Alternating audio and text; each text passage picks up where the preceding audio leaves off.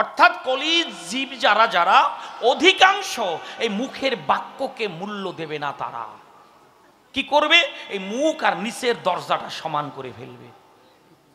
নিচে তো একটা মুখ আছে যার দ্বারা আমরা মলমূত্র ত্যাগ করি, তাহলে উপরের মুখ আর নিচের মুখ এক করে ফেলবে। আচ্ছা আপনারাই বলুন, আমি উদাহরণ দিলে আরো পরে ব্যাপারটা ক্লিয়ার হবে। হয়তো কোনো মায়ের কাছ থেকে অন্য এক মা 10,000 টাকা বিপদে পড়ে ধার নিয়েছেন। কদিনে দেবে? 2 মাসের মধ্যে দেব। ও দিদি কারো কাছে কইয়ে না, 2 মাসের মধ্যে দিয়ে দেব। 2 মাসের জায়গায় 4 মাস হয়ে যায়, দিচ্ছে না। দেখা হলে পরে লুকায়। যিনি টাকা দিয়ে বিপদে পড়েছেন তিনি হয়তো বলছেন, কি ব্যাপার, কি করছো তুমি? আমার স্বামী বাজার করতে দেয়, টাকা দিয়ে বিদেশে কালকাটায়, সেখান থেকে 50 টাকা 10 টাকা থুয়ে থুয়ে টাকা কটা বানাইছি, তোমারে দিদি বিপদ দেখে দিছি, আর তুমি ইয়া করতেছো। যদি সকালে দেবো না দিয়ে যদি বলে বিকালে দেবো, দিল না। এইভাবে যদি 10 দিন ঘুরায় আর একই কথা বলে, তখন ও যিনি টাকা পাবেন তিনি বলে বসবেন, তোমার ওটা মুখ না ওটা পোঙা। কি বলবে না? তাই কলির জীব নিজের মুখের কথার মূল্য দেবে না, তাই ওই নিদর্শন, দুটো হাতির দুটো সুর। বেশ, ভীম কি দেখেছ? আমি দেখেছি একটা গাভী বাচ্চা প্রসব করেছে। বলি আমি তোমার কাছে, হয়তো 5 কি 7 দিনের বাচ্চা। তাই বাচ্চাকে কি করে? মা লেহন করে। লেহন মানে চাটা, জিভ দিয়ে চাটে না, ওটাকে সাধু ভাষায় বলে লেহন করা, আদর করে। কিন্তু আদর করছে গরু, এমন ভাবে চেটে দিচ্ছে, আপনারা দেখবেন গরুর জিভে কিন্তু ধার আছে। যখন যারা গাভী পোষেন, অনেক সময় আছে কি, যিনি পালেন সে রাখালকে বা বাড়ির মালিককে জিভ দিয়ে চেটে দেয়। আমাদের গায়ের যে ঘামটা একটু নুন নুন, ওটা চেটে চেটে একটা আনন্দ পায়, জোরে জোরে চাটে, কখনো কখনো পুরি ওঠে ওঠে তো। তাহলে এমন ভাবে চেটে দিচ্ছে। ওই সদ্যজাত কেন বললাম? 45 দিন পর্যন্ত একটা শিশুকে সদ্যজাত হিসেবে নির্বাচন করা হয়েছে মেডিকেল সায়েন্সে। এটা আমার নিজস্ব কথা নয়, আপনারা দেখবেন কি হসপিটালে লেখা থাকে 45 দিন পর্যন্ত তাকে এইভাবে নির্বাচন করা হয়। তাহলে চেটে দিচ্ছে চাটু, কিন্তু এমন ভাবে চাটে তার কচি চামড়া কেটে টপ টপ করে রক্ত পড়ছে মৃত্তিকায়। একে কি জাতীয় আদর কয়?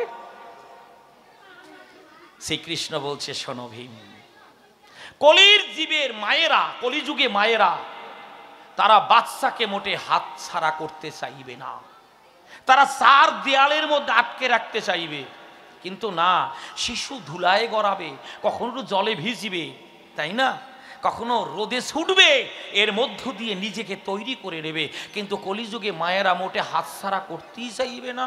তারা দেয়ালের মধ্যে আটকে রাখবে, আর বলবে কি, ও বাড়ি যাবি না, ওরা ভালো না। নিজে যে বেকায়দা তা কবে না, আমি যে বেকায়দা তা বললাম না, ও বাড়ি যাবি না, ওরা ভালো না।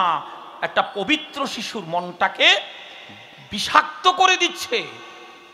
এটা হবে কলিযুগের মায়েদের চরিত্র। অর্জুন, তুমি তো না দেখে থামো নাই। বলে, না দেখছি। কি দেখেছ? দেখেছি একটা বড় মাপের পাখি, সে তার ভাষায় করে ডাকাডাকি, তার ডানায় বেদমন্ত্র লেখা, আমার পরিষ্কার আছে দেখা, তোমার কাছে করি বর্ণন। কিন্তু বেদমন্ত্র আছে ডানায়, তাকে কি দেখা যায়? সে মাংস খায়। তার ডানায় লেখা আছে বেদমন্ত্র, অথচ সে মাংস ভক্ষণ করছে। এর কারণ কি? বলে, এটা হচ্ছে কলিযুগের পণ্ডিতদের চরিত্রটা এরকম হবে। এটা তার ইঙ্গিত বহন করছে। কলিযুগের পণ্ডিতরা দুটো জিনিস খাবে না। কি কি খাবে না? এরা লোহা খাবে না শক্তের জন্য, আর গু খাবে না গন্ধের জন্য, নাহলে সব সেবা নেবে। এই দুটো জিনিস এরা বাদ দেবে। বেশ, নকল তুমি কি দেখেছো? আমি দেখেছি বড় মাপের 5টি কুয়ো, বড় বড় 5টি কুয়ো। মাঝখানের যেটা সেটা বেশি গভীর। আমার মন এখানে হয়ে গেল অস্থির। কেন? শোনো, তাহলে পাশের যে 4টি কুয়ো তাতে জল আছে, যেটা বেশি গভীর তাতে জল নেই। শাস্ত্র আমাদের কি শিক্ষা দিচ্ছেন? এটাকে যদি আমরা গাল গল্প ভাবি, আমার কিছু বলার নেই। শাস্ত্র হচ্ছে অস্ত্র, যাতে মানুষের মনটাকে সুন্দর রাখা যায়। যেমন সংবিধানের মধ্য দিয়ে আমরা রাষ্ট্রের ভিতরে বসবাস করি, প্রতিটি দেশের একটা করে সংবিধান আছে। ভারতের সংবিধান হচ্ছে লিখিত সংবিধান। আপনি যত অর্থের মালিকই হন না কেন, সংবিধানকে ব্রেক করতে পারবেন না। পারবেন কি? তাহলে শাস্ত্র তেমনি আমাদের সঠিক পথে পরিচালিত হতে আমাদের সাহায্য করে, অনুশাসন, দণ্ড। এইবার কি বলি, ভিতরে যেটা গভীর তার ভিতরে জল নাই, এর কারণ কি? বলে এটা হচ্ছে কলিযুগের যারা ধনী ব্যক্তি তাদের অবস্থা। কি? যে যদি কখনো কোনো বৈষ্ণব, কোনো ভিখারি যদি এসে দাঁড়ায়, যদি বলে জয় রাধে, জয় গৌর, জয় নিতাই, 1 টাকা দিতে তার হাত কম্পিত হবে, মানে কাঁপবে। কিন্তু ওই নাতি বা ছেলেরা অনেক সময় কত কি নষ্ট করে দেয়, কত কিছু করে নষ্ট, তাতে তারা পাবে না কষ্ট। কিন্তু বলি তোমায় স্পষ্ট, একজন বৈষ্ণবের হাতে 1 টাকা দিতে তার পরাণটা কাঁপবে। বাহ বাহ বাহ। নকুল সহদেব, তুমি কি দেখেছো? আমি দেখেছি প্রায় আনুমানিক একটা ধারণা 300 কেজি ওজনের একটা পাথর খণ্ড। কি হলো? সে শিলাচ্যুত হয়ে, মানে পর্বতের সঙ্গে যুক্ত ছিল, সেখান থেকে চ্যুত হয়ে গড়িয়ে গড়িয়ে নিচের দিকে ধাবিত হলো। যে যত নিচের দিকে গড়ায়, সামনে বড় বড় গাছ বেঁধেছিল সুনিশ্চয়, কেউ তাকে দাঁড় করাতে পারলো না, তাকে বাধা দান করতে পারলো না। জানো কৃষ্ণ সখা শোনো, কিন্তু যদি সে আর 2টো পাল্টি খেত, সে কম করে 30 থেকে 35 হাত গভীর একটা খাদে পড়ে যেত। বলি তবু ধারে, সেই খাদের কিনারে পাটকাঠির মতো একটা সরু গাছ ওই 300 কেজি ওজনের টুকরোটাকে, পাথরের টুকরোটাকে দাঁড় করিয়ে দেয়। কিন্তু বড় বড় মহিরু, বড় বড় বনস্পতি, বনস্পতি মানে বড় গাছ, তারাও সামনে বেঁধেছিল, দাঁড় করাতে পারলো না। কিন্তু ওটা সরু গাছ তাকে দাঁড় করিয়ে দিল। এটা কি মানা যায়? ব্যাপারটা কি? সঙ্গে সঙ্গে শ্রীকৃষ্ণ বলেছিলেন, এটা হচ্ছে কি জানো, এই গাছটা হচ্ছে সাধুগুরু বৈষ্ণব, আর এই পাথরটা হচ্ছে নানা রকম সমস্যার ইঙ্গিত দিচ্ছে। যদি বড় বড় কোনো বিপদ, ওই 300 কেজি কেন 500 কেজির ওজনেরও যদি কোনো বিপদ যদি কখন এসে দাঁড়ায়, আর সদ্গুরুর চরণ ধরে পাশিয়া নয়নের নীরে যদি একেবারে নাম করে রসনায়, কোনো বিপদ তাকে ছবে না, কোনো বিপদ আর থাকবে না, একমাত্র সদ্গুরু নামের দাহিকা।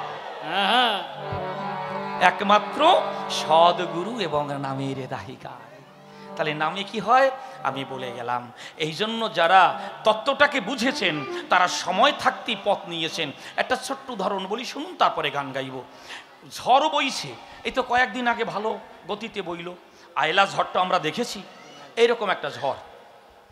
আমফানের সময় আমি ছিলাম বাংলাদেশ, আমার গুরুদেবের সঙ্গে গানে গিয়েছিলাম। যাই হোক, এখন ঝড় বইছে তো, এক ভদ্রলোকের একটা গোয়াল ঘরের চালা খুব দুর্বল, বাঁশের খুঁটি দিয়েছে, দেখছে এটা তো পড়ে যাবে। গিন্নি করছে, এটা একটু ঠেকাও, ঝড়ের তো একটা আভাস পাওয়া যাচ্ছে, অন্তত রক্ষা করো, গোয়াল ঘরটা যদি পড়ে যায় গরুগুলো থাকবে কোন জায়গায়? বলে তাহলে গোয়াল ঘর রক্ষা করতে হবে। বলে হ্যাঁ। তাহলে ঝড় যেদিক থেকে বইছে, আমরা তো উল্টো দিক থেকে খুঁটি বাঁধাবো নাকি? কলা গাছটা এইভাবে পড়ছে, আমি তো এদিক দিয়ে খুঁটি বাঁধাবো।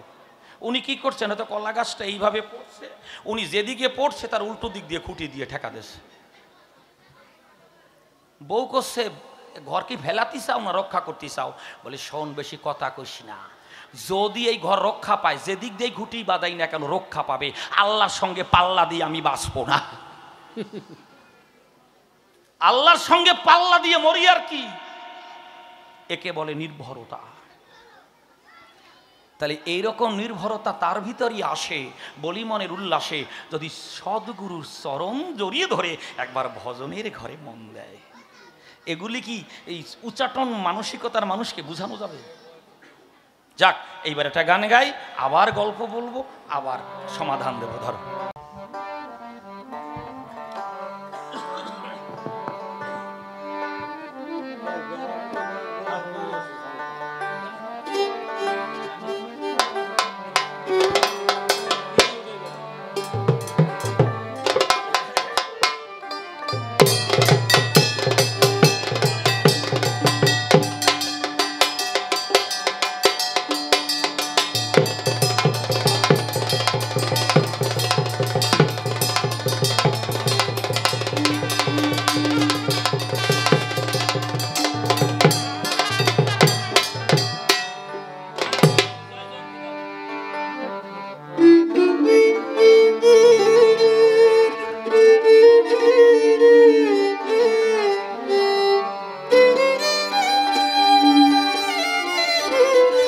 বাবা বাবা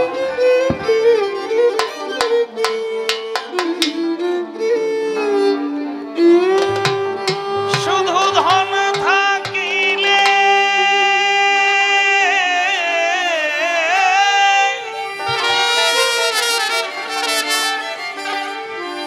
শুধু ধন থাকিলে শুধু ধন থাকিলে শুধু ধন থাকিলে হয় না ধনী কৃষ্ণ ধন যার নাই হিয়া কেবা ধনী কেবা গরিব বোঝা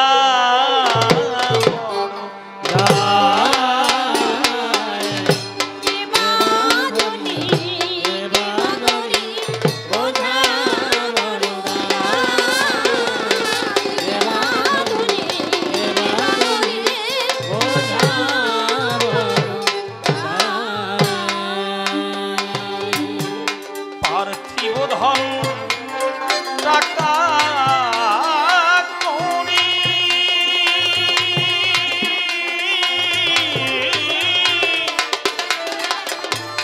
অর্থ সম্পদ বিষয়ে বাড়ি যেতে হবে সকল শাড়ি লইয়া হায় হায়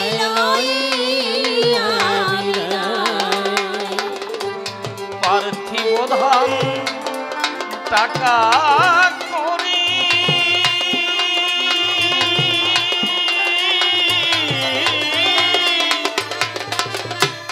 অর্থ সম্পদ বিষয় বাড়ি যেতে হবে সকল সারি লইয়া হায় হায়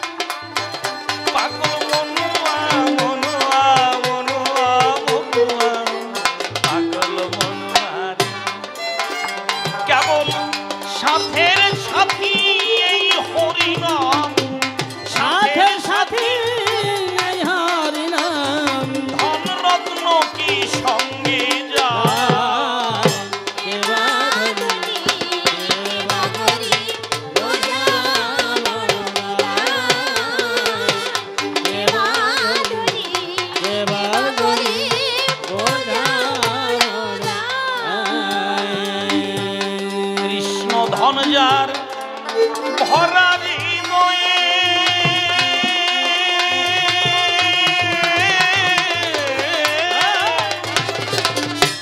সে যে বড় ধনীর দল তার সাথে কার তুলনা হয় সারা বিশ্বময় হায় হায় সারা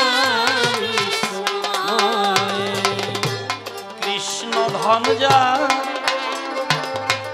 ভরা হৃদয়ে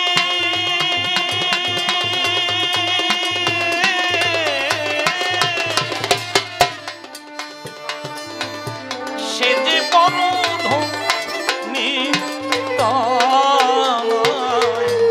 তার সাথে কার তুলনা হয় সারা বিশ্বময়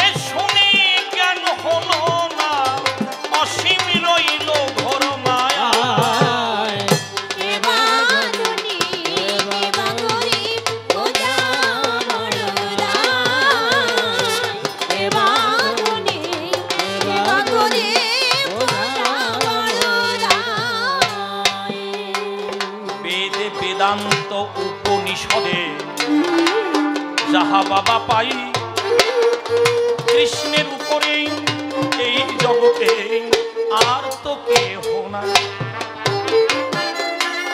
তবে কেন জয়দেবের গীতি গোবিন্দ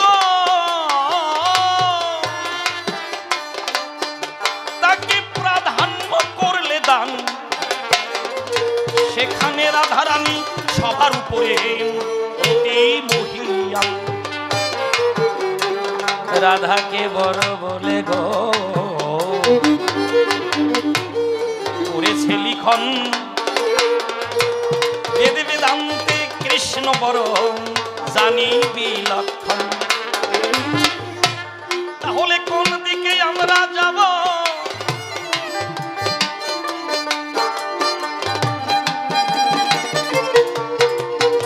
একটু বলো দেখি মোরে তোমার মধুর কথাগুলি শুনবে নারী। বাবা বাবা, এত সুন্দর করে তুমি বলেছ, আমি খুব আনন্দ পেয়েছি সদানন্দ। জিজ্ঞাসার মধ্যেও একটা আনন্দ থাকে। এই তোর নাম কি? এও বলা যায়, ও বাবু তোমার কি নাম? জানতে চাওয়াটা এক, কিন্তু শব্দ সুর। শোনো, বেদ, বিদ ধাতু থেকে বেদ শব্দটি এসেছে। বেদ মানে হচ্ছে জ্ঞান। এই বেদ বেদান্ত উপনিষদ, এতে রয়েছে জ্ঞানের প্রকাশ। আর প্রেম ভক্তির কাছে জ্ঞান চিরদিন পরাজিত।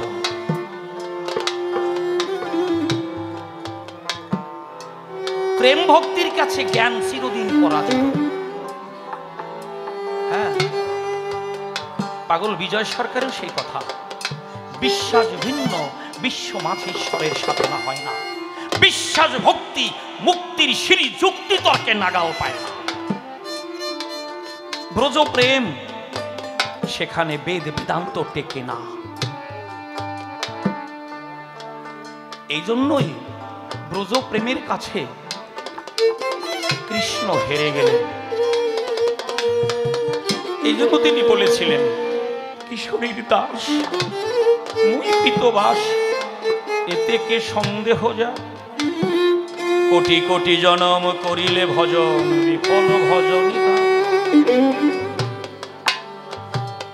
রাধা কি? রাধা হচ্ছে ভাব। যে ভাবের জগতে প্রবেশ করলে চাওয়া পাওয়া কিছু থাকে না, আমিত্ব সামিত্য হয় লয়, তাকে বলে রাধা ভাব।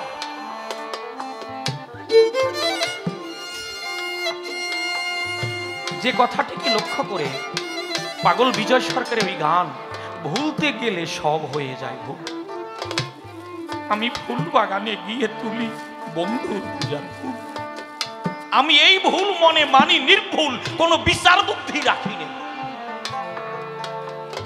জানিস ললিতা, তোরা তো বলিস ভুললেই তো জ্বালা মিটে যায়, কিন্তু আমি ভুলতে গিয়ে আমি যে ভুলবো তাই আমার ভুল হয়ে যায়। এই হচ্ছে ব্রজপ্রেম। এই ব্রজপ্রেমের কাছে পাণ্ডিত্য টেকে না। চৈতন্য চরিতে কৃষ্ণদাস কবিরাজ লিখলেন, যাগযজ্ঞ ধ্যান তপস্যায় নহে কৃষ্ণ বশ, কৃষ্ণ বশ হেতু কেবল প্রেম ভক্তি রস। জগতে সবে মোরে করে বিধি ভক্তি, বিধি ভক্তি মানে বেদাচার, বেদ। জগতে সবে মোরে করে বিধি ভক্তি, বিধি ভক্তি কৃষ্ণ প্রেম পেতে নারে মুক্তি। বেদাচারে কৃষ্ণ প্রেম পায় না। তাহলে ব্রজপ্রেম কেমন? আমা একটু ধৈর্য ধরে শুনুন। আর যদি বলেন আপনার, আপনি গান গান আর গল্প বলেন, আমি তাও বলতে পারব। কিন্তু এমন একটা প্রশ্ন করেছে, জানি না আজকের কেন এই ভাব ওর ভিতরে জাগলো। বলতে গিয়ে আমি তো হিমশিম খেয়ে যাচ্ছি। একদিন বৃন্দাবনে রোহিণী মাতা যখন রাধা প্রেম বর্ণনা করছিলেন, বলরাম কৃষ্ণ তারা গলে গিয়েছিলেন।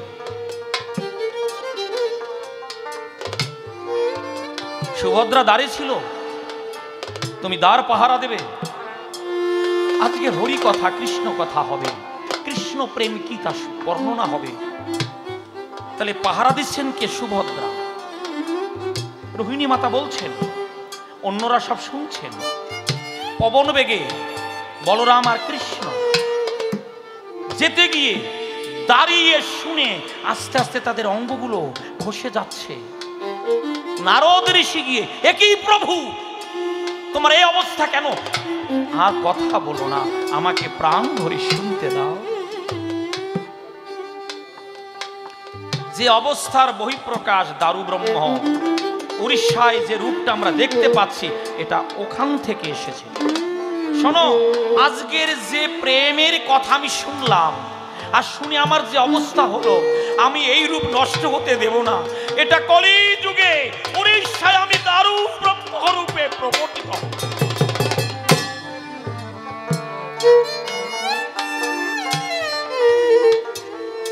এবার একটা কথা আপনারা শুনুন, আমি একটা উদাহরণ হিসাবে বলি প্রেমটা কেমন। একদিন বৃন্দাবনে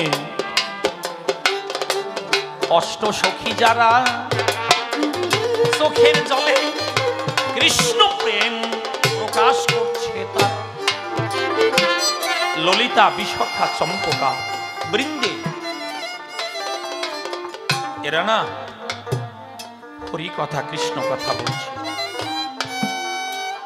রাধারানী মহাভাবের যিনি আধারিণী, আহা, কতগুলো কথা আছে, মাথা নড়ালেও বলা কষ্ট হয়ে যায়। তাহলে বলছে তারা হরি কথা কৃষ্ণ কথা বলছে। শ্রীমতী রাধারানী দাঁড়িয়ে, ভগবান শ্রীকৃষ্ণ রাধা প্রেম সিন্ধু তীরে, কথাটা একটু লক্ষ্য করে শুনুন, রাধা প্রেম রূপী সিন্ধুর তীরে ছোট একটা বাচ্চা হয়ে দাঁড়িয়ে আছে। তিনি আজ বৃহৎ নন, তিনি ছোট একটা শিশুর মতো গিয়ে চুপ করে দাঁড়িয়ে আছেন। কোথায়? শ্রীমতী রাধারানীর পিছনে। রাধারানী প্রেম সিন্ধু দাঁড়িয়ে আছে। কিছু সময় পরে ললিতা, বিশাখা এরা দেখতে বলছে, দেখ দেখ কে এসেছে।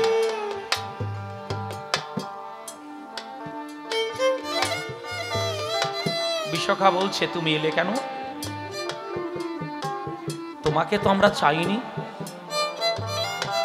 প্রেম কাকে বলে শুনুন, তুমি কেন এলে? তোমাকে তো চাইনি।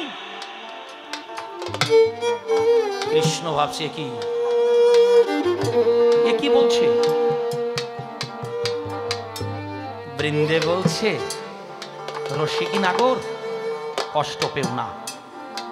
কেন বলছি জানো?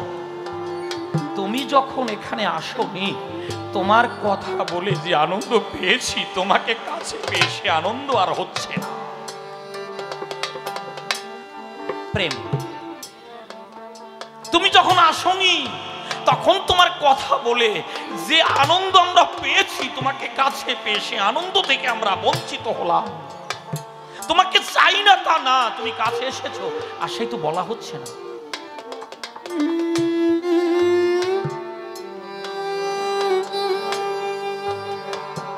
কৃষ্ণ বলছে, বাবা,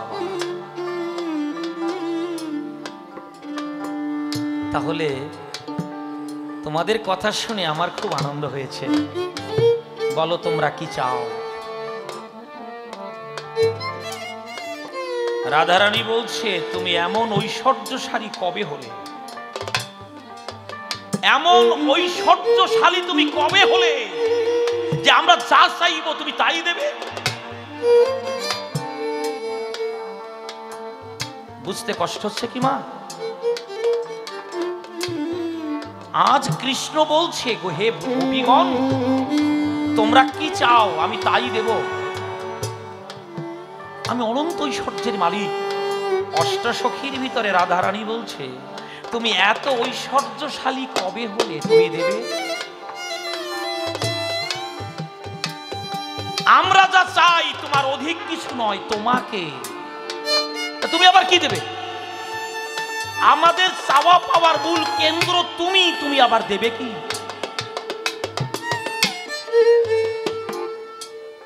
তোমার কথার গভীরতা মারপ্যাচ বুঝতে না পারলে আনন্দ হবে না। ডক্টর মহানম্রত ব্রহ্মচারী লেখনীতে তুমি কি দেবে? তোমার আছে কি? আমাদের চাওয়া পাওয়ার মূল কেন্দ্র তুমি। যে কৃষ্ণের আভাসে, যে কৃষ্ণ নামের মহিমায় আমিত্ব বলে কিছু থাকে না, তারা কি চাইবে? তারা চাইবে কি? যে নাম কত মধুর, যে নাম নিয়ে আমরা কৃষ্ণ কৃষ্ণ কৃষ্ণ বলে প্রেম সলিলে আমরা ডুবে যাই। তুমি কি দেবে? কি আছে তোমার? শোনো রসিক নাগর, আজ আমরা তোমাকে দেব। তোমরা দেবে? হ্যাঁ, তাহলে দাও। কৃষ্ণ হাত বাড়িয়েছে, দাও। গোপীগণ বলছে আমাদের জাতি, বিদ্যা, কুল, মান, রূপ, ঐশ্বর্য যা কিছু আছে সব তোমার চরণে দিয়ে দিলাম।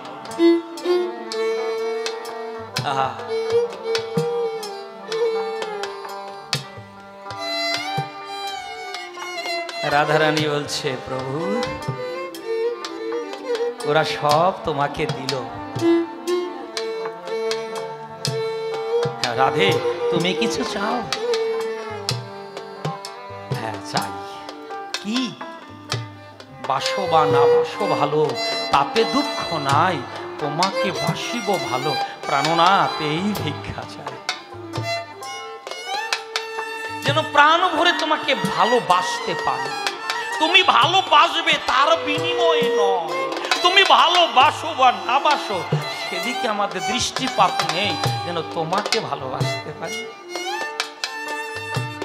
এখানে কৃষ্ণদাস কবিরাজ কলম দিলেন, আত্মসুখ নাহি গোপিকার, কৃষ্ণ সুখ লাগি করে সঙ্গম বিহার।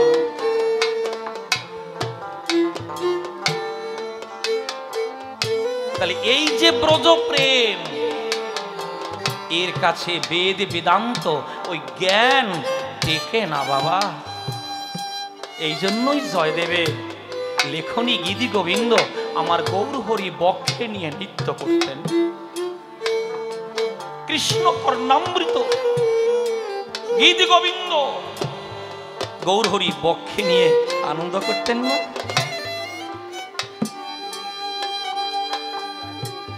শোনো, তুমি যে বললে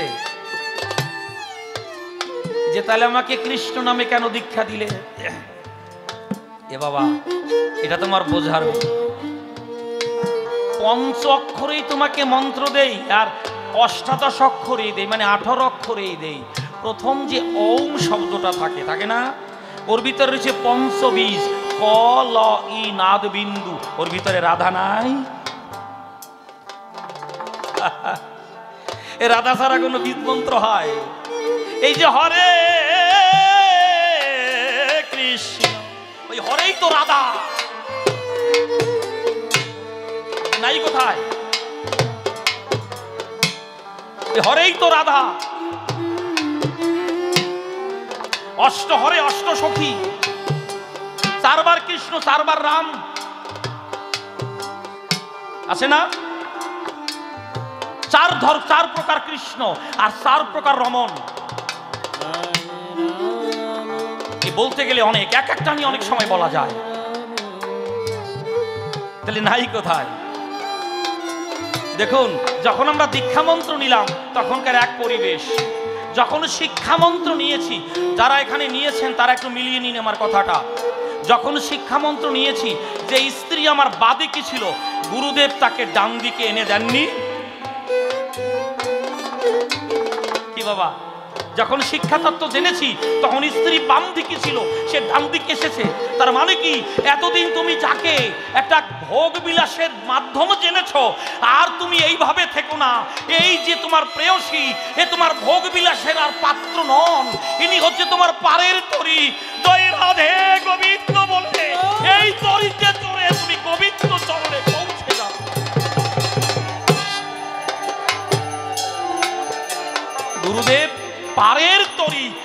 আজ ভিড়িয়ে দিলেন। তা তোমাকে আমি কি রাধা মন্ত্রে দীক্ষা দেইনি? শক্তি ছাড়া কোনো মন্ত্র হয়?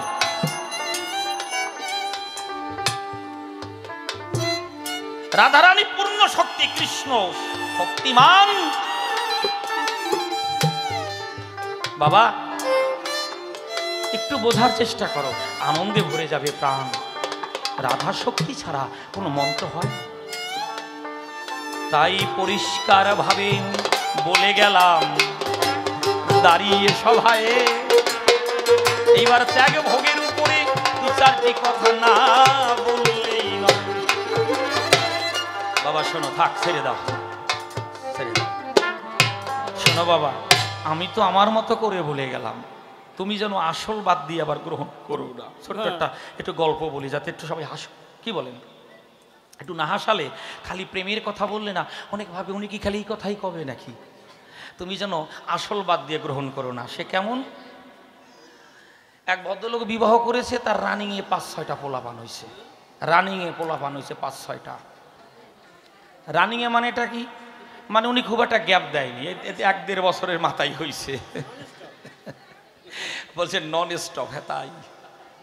এখন দেখবেন ওই একটা ছেলে নেওয়ার পরে বা একটা সন্তান নেওয়ার পরে বসে বসে ঝিমোয়, নেব কি নেব না। তখন অনেক সময় উপর মহলে যারা থাকে তারা কয়, শোন, ১ ঘটি জল জল না ডাইলে পড়ে গেলি কমপ্লিট, আর একটা নে, তারপরে নেয়। কিন্তু ওই ভদ্রলোক ভাবছে কি যে ৭-৮ বছর পর যদি আর একটা নেই তাহলে একটাই তো ৫-৬ বছর কাতাবালি ভিজলো, ওইটা এসে আবার শুরু করবে, ঘর থেকে প্রস্রাবের গন্ধ বোটে কমবে না, তার সাথে ১০০ হয়ে যাক, গন্ধ টন্ধ বড় হয়ে যাক। ওনার রানিংয়ে হয়েছে। আর সেইভাবে তাদের বিবাহ দিয়েছেন। ৬টা সন্তান, ৪টি ছেলে ২টো মেয়ে, সবাইকে বিয়ে থা দিয়েছেন। কিন্তু ওই ছোট ছেলের প্রথম একটা পুত্র সন্তান হয়েছে। আর যে ৩ জন দাদা আছেন আর যে 2 দিদি আছে তাদের কিছু এখনো হইয়া পারে নাই।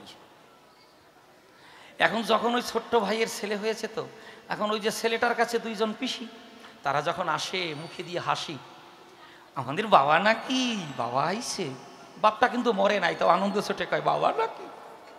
একটু আনন্দের বহিঃপ্রকাশ আর কি, আনন্দে হয়, ও বাবা বাবা, এরকম আর কি। কি খুশি যে যেখান থেকে আসে। লিচুর সময় লিচু আনে, আবার জামরুলের সময় জামরুল আনে, জামের সময় জাম আনে, কিন্তু রসগোল্লা আনবেই। কিন্তু এই ছেলেটা সব থেকে ভালো খায় মিষ্টি, ওই দিকই ওর দৃষ্টি। আস্তে আস্তে বড় হয়, খাওয়াও বেড়ে যাচ্ছে। যখন 7 বছর বয়স হয়েছে তখন 10 টাকা দামের 10-12টা রসগোল্লার কাছে কিছু না। এ কিন্তু কম করে 20 বছর আগের ঘটনা। তখন 10 টাকার মিষ্টি কত বড়। এখন যেটা 10 টাকায় কিন, ওটা আগে ছিল 1 টাকা কি 2 টাকা। এখন তো মানে দাম বাড়ছে কিন্তু সাইজ ছোট হচ্ছে। সব জায়গায় কায়দা আর কি। রসগোল্লা খাবেন, রসগোল্লা পাবেন, কিন্তু তার ভিতরে আসল জিনিস নাই। তার মানে ওই যা দিয়ে ছানা তৈরি, ওই ছানার ক্রিমটাই তুলে নেয়, কয় ভাগে যে ভাগ করে। এখন ওই 10 টাকা দামের রসগোল্লা যদি 10-12টা খায় 7 বছরের ছেলে, তাহলে বুঝতে পারছেন তো কি বরাদ্দে খায়। কিন্তু কোনো কিছু বেশি খেতে পারলে খাওয়া উচিত নয়, ওতে ক্ষতিও করে। অনেকে দেখবেন একেবারে মুখ ঝুলাইয়া ঝুলাইয়া কয়, ওরে গুড়াগারা তোরা কি খাচ্ছিস, তোরা ভাবতেও পারবি না, খাসির মাংস কষাতি কষাতি 1 কেজি বসাইয়ে দিতাম, এখন আর খাতি পারি না, সুগার হইছে। তা হবে না, তুমি 6 মাসের তো একদিনে খাইছো, সুগার তোমার হবে না, হবে কার। এখন ওই ছেলেটা ওরকম খায়, পেট বেড়ে গেছে। যতটুকু হাইট ততটুকু পেট, পেট আর হাইটে করে ফাইট। এখন যখন পথ দিয়ে যায় মনে হয় যেন একটা ফুটবল যায়, পেট আর যদি হাইট সমান হয়ে যায়। এখন ওই জেঠু পাইছে ভয়, আমাদের একমাত্র বংশ রক্ষক, মানে বংশের প্রদীপ, তার ওই রকম পেট যদি ভাটিয়ে যায়। আমরা এখনো পোলাপান হইয়া পারি নাই, কেবল একটা হইছে, তারই দুর্দশা। উনি বিকেলবেলায় ছেলেটারে নিয়ে গেছে ডাক্তারখানায়। ডাক্তার বাবু কি দেখেন তো আছে কি পেটের মধ্যে। এর পেট খালি সামনের দিকে যাচ্ছে কেন, ও বাঁচবে। আমাদের কোনো ভাই বোনদের আর কিচ্ছু হয় নাই, আমাদের ছোট্ট ভাই প্রথম একটা ছেলে হইছে, আমাদের সাধন আর দন। গেলে আপনি ওই জায়গায় বসেন, আমি একটু দেখি কি হয়েছে। উনি হাত ধরে টের পাইছে, বলছে দাদা। হ্যাঁ নির্মল দাদা কি? বলে আপনি চিন্তা করবেন না, কঠিন কিছু হয় নাই, পেটের মধ্যে পোকামাকড় হয়েছে, পোকামাকড় মানে কৃমি। এই ট্যাবলেটটা খাইয়ে দেবেন, পেট কমিয়ে যাবে, আর বাড়বে না। কি করে খাওয়াবো বলে তাও খাইয়ে দেবো। কলার মধ্যে ভরিয়া গলায় দিয়ে বুড়ো আঙুল দিয়ে ঠেলা দেবেন, চলে যাবে। বলুন ডাক্তারবাবু কলা দেখলে লাভ হয়, জ্বর জ্বর আসে গায়ে, খায় না। বলে তা একটু কায়দা করে খাওয়াইয়ে দেবেন। বলো তো ভালো রসগোল্লা খায়, বলে তাহলে ব্যবস্থা করুন। উনি ওই ট্যাবলেটটা নিয়ে যারা মিষ্টি তৈরি করে ময়রা, তাদেরকে বলছে দাদা এটা একটা কভারিং দিয়ে ভরা যায় রসগোল্লার মধ্যে, সাদা। বলে হ্যাঁ যায়। উনি সেটিং করে দিয়েছেন, আরে ওই ভাইয়ের পরে বাড়ি পাঠাই দিয়েছে। গান্ধী আইসে, গন্ধ দিচ্ছে। কি কায়দারে মাইরি, ও যে এত গন্ধ কোথায় পাইল। এ মালা নিতেও জ্বালা হয়, খালি যে বাবাস ডাক শুনলে আমাকে ভয় হয় তা না। যাক ওটা পরে কম। এইবার উনি বলছে যে সেটিং করে দেবেন, রসগোল্লায় দিয়েছে, বাইর করে বাড়ি পাঠাই দিয়েছে। ওনার আস্তে আস্তে একটু দেরি হয়েছে, রাত 9টা কি 9:30টার সময় আইছে, শীতের রাত তো। এদিকে বাইরে বসে রয়েছে, আমারে বাজারে নিয়ে গেল, কিছু খেতে দিল না কেন? হ্যাঁ, এ তো আমারে করছে অপমান। কি বোঝা বুঝিছে, বসে আছে। জ্যাঠা আসুক, খাবার না নিয়ে আসলে দুইখান কথা আছে। জ্যাঠা কি করেছে, 15খানা রসগোল্লা নিয়ে আইছে, 10 টাকা দামের। আর ডাক্তার বলছে ভাত খাওয়ার পরে খাওয়াবেন। এদিকে ভাইপো বসে রয়েছে, যেই বাড়ির কাছে সে কাশি দিয়েছে, ও বাবা জেঠু আমি ঘুমাই নাই, আদরের ধান তো ওই রকমই কয়, ঘুমাই নাই। ভালো করছো, রসগোল্লা আনছো? বলে তুমি কি ভাত খেয়েছো? হ্যাঁ খেয়েছি, দাও, এই নাও।